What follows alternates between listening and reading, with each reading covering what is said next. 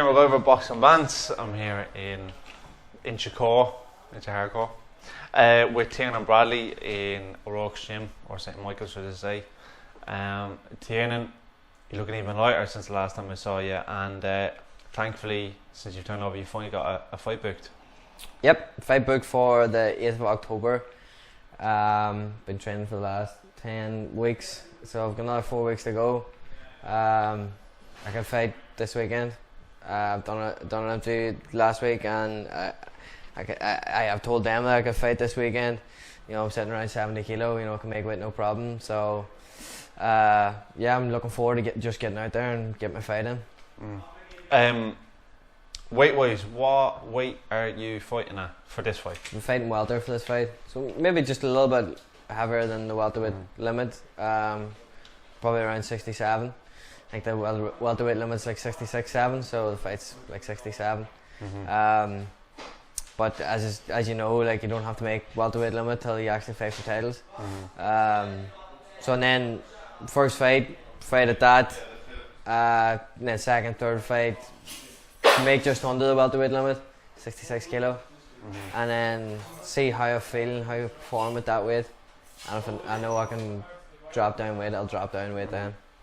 So this fight is in Poland. Do you know anything about the show? Is there fans? Is there behind closed doors? It's all behind closed doors. I think there's a show a week prior that the promoter is putting on with, you know, his prospects, his Polish prospects and stuff like that.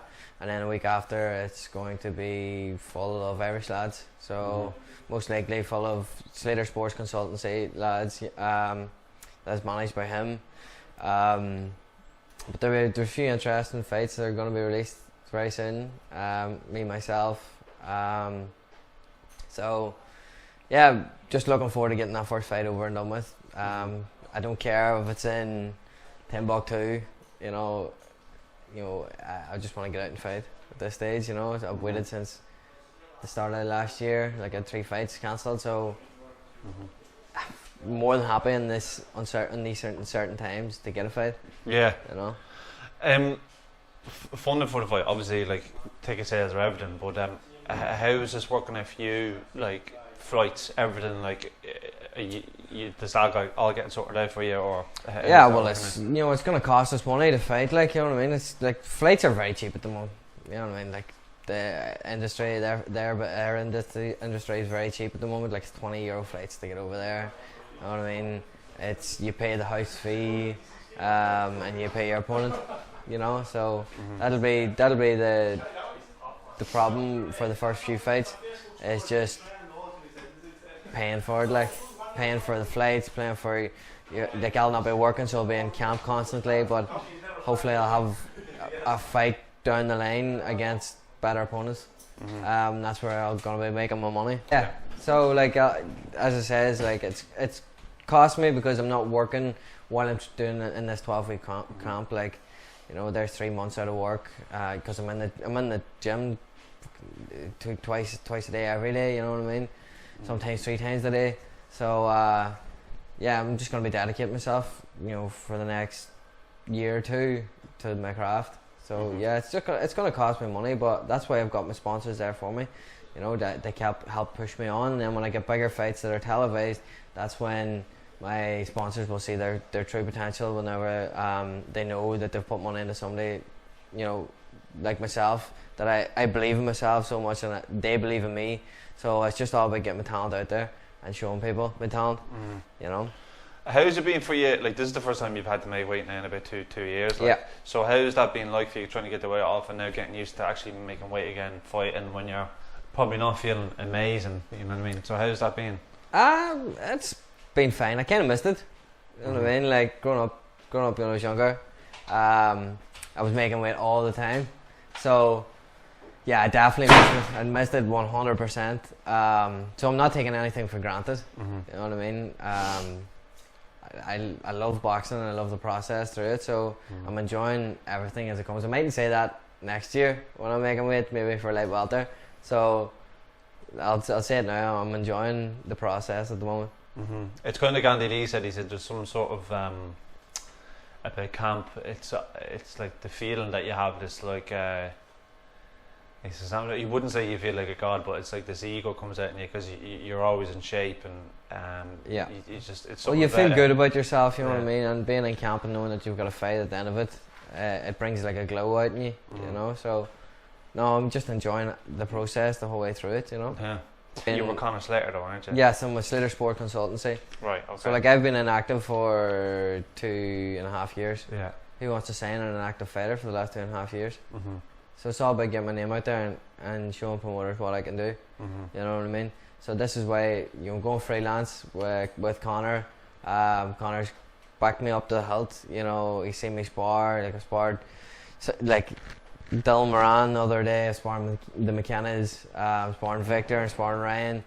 You know, so I've got plenty of sparring there, and everybody in the gym, you know, is hyping me up. You know what I mean? So I know within the next year or so, there's going to be plenty of praying eyes on me. So I'm looking forward to having all them praying eyes on me, you know, and just performing to the best of my ability, you know. It's funny because after you you were sparring partner for Conor McGregor. If you had to turn pro there, it probably wouldn't be perfect time in terms of the people knowing you and all that.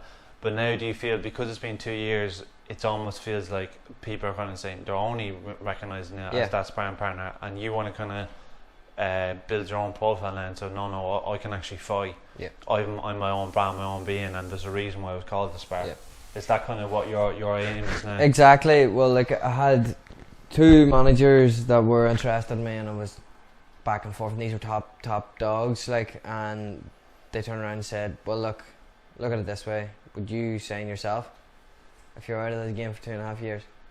You know what I mean? You kind of, as I explained it, you kind of went cold turkey.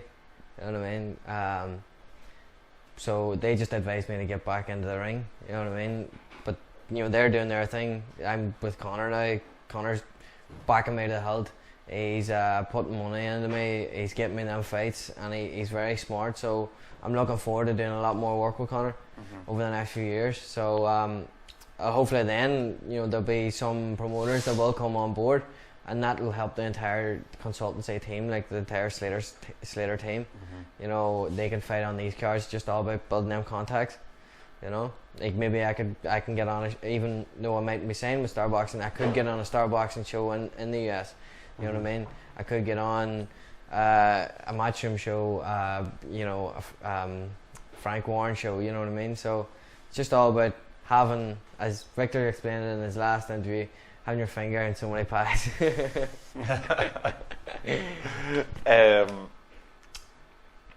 Last time I spoke to you, we were kind of, I know you still haven't even made your debut yet, but we were kind of talking about the domestic scene and whatnot, and I never actually even thought about it. Like, Keane had fought Dean Sutherland for the Celtic belt, which Jay Byrne had advocated for them to fight with the notion that he'd fight for the Irish title. So that's all vacant. Yeah. All about the Irish is vacant, and then Dean holds the Celtic belt. But I had mentioned to you Owen ONeill at the time, like, with the way that York trying to build this up, domestic level, it's still something that you want to entertain. Yeah, of course. Like as I says, I just want to get out there and get a fight in, and then I'll start looking at different ways I can go about it. I boxed everybody and anybody at an amateur level, so I don't mind boxing anybody at a pro level. You know what I mean? As long as I'm getting paid, you know what I mean? With a domestic level, there's many people that I can fight. Ireland has loads of people, absolutely loads of people. So anybody, you know, anybody. I think, who was it? Ellie Sackback turned around and says, "I'm the can man, because anybody can get it." You know, so yeah. So I would love a domestic dust up maybe in the next year or so. Maybe towards the end of next year, we could have, like, I play off the crowd. Every boxer plays off the crowd.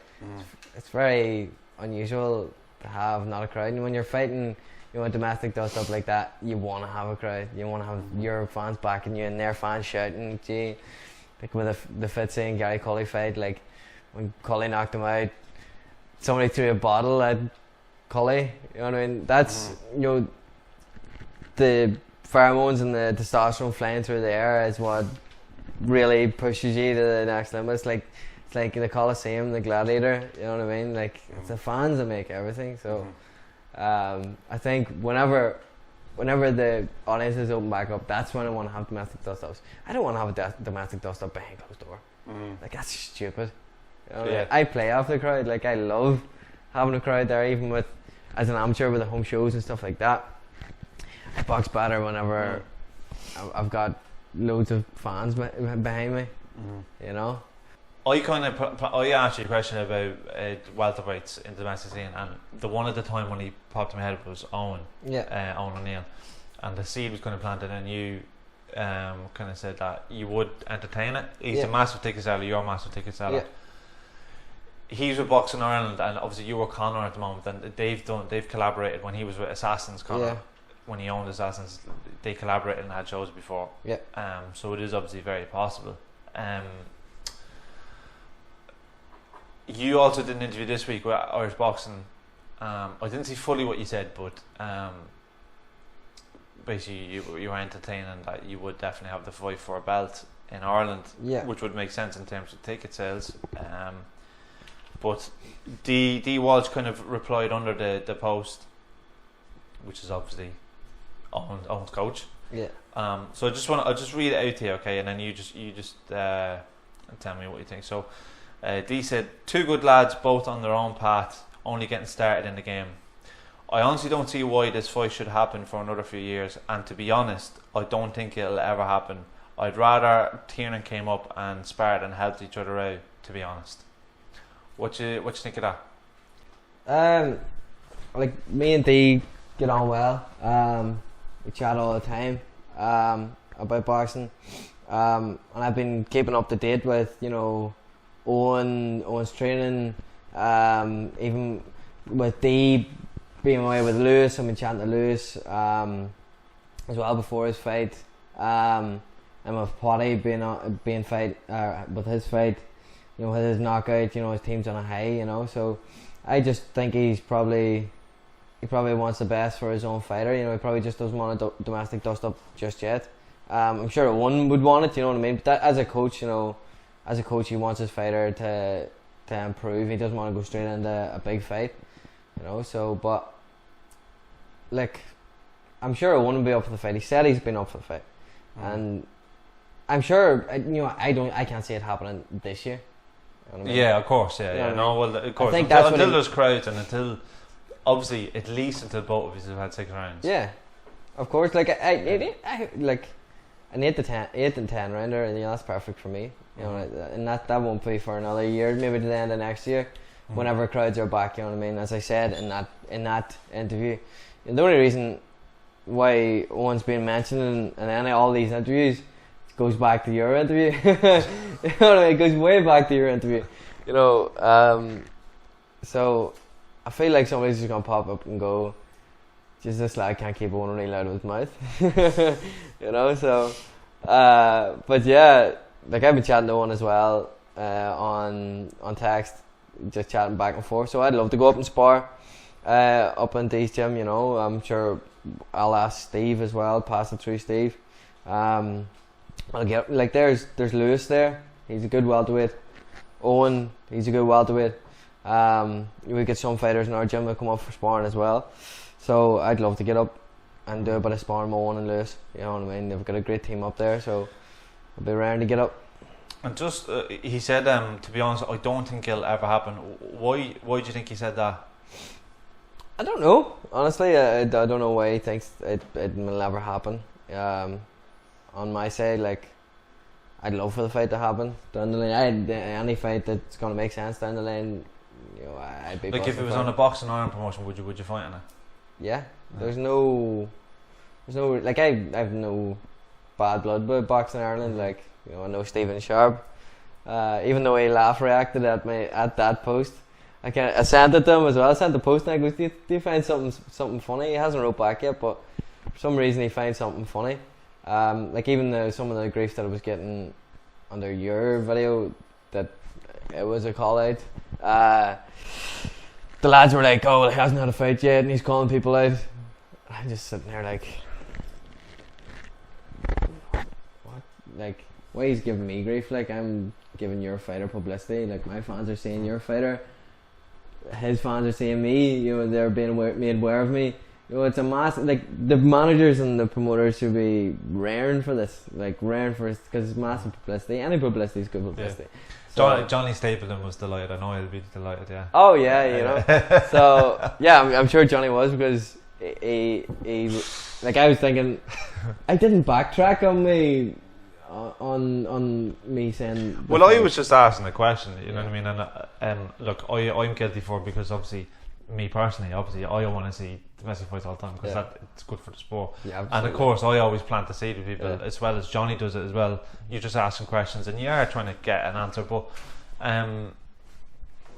like I only asked you about him, and you just gave your honest answer, what you thought. And it was funny, because I had not thought about Owen previous to that conversation, like.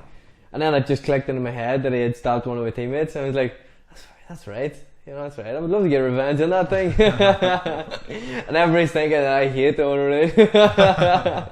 You know, so, but it was you know, it was great to get it out there, you know what I mean. And even just before I had a pro debut, it's just to make fans aware of me, you know, even fans in Belfast, you know, most of the boxing community in Belfast know of me from when I was an amateur. You know, I fought in Belfast a lot.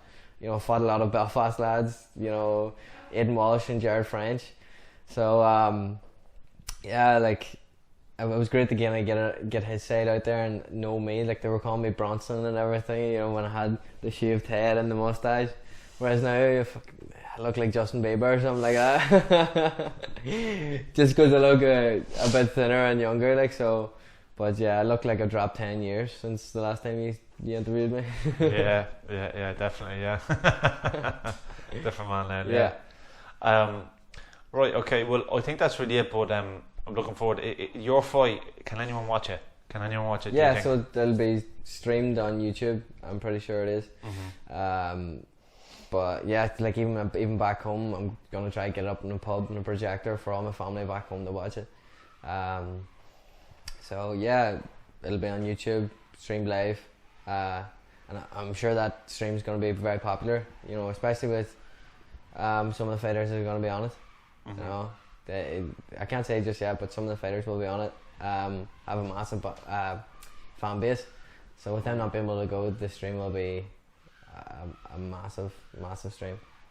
Alright, I really appreciate your time, and obviously I'm looking forward to your fight, and hopefully we'll see you back in Ireland as well over the next year. Thank you very much, Kieran. Okay, thanks very much. Thank you. Bye.